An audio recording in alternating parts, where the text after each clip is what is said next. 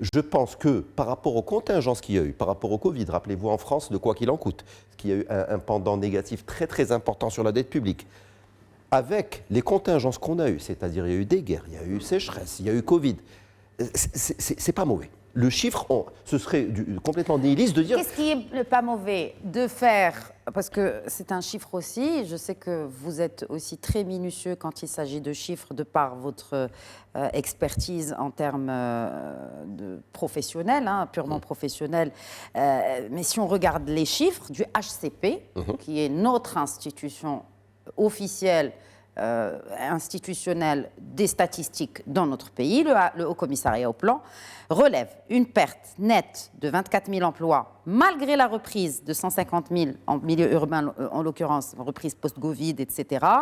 Ça, c'est moins 24 000 emplois pour 2022, moins 157 000 en 2023, pardon, plus 82 000 en 2024.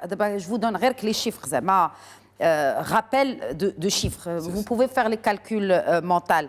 Et 2025, on parle de la création de 193 000. Est-ce que ces chiffres-là, ces chiffres que je viens de donner, font un total de 800 000 annoncés par le chef du gouvernement? Je pense qu'il est question d'emplois non agricoles. C'est pour ça que j'ai parlé des villes et j'ai parlé des campagnes. J'ai rappelé que dans les campagnes, il y avait globalement une destruction nette d'emplois sur la période.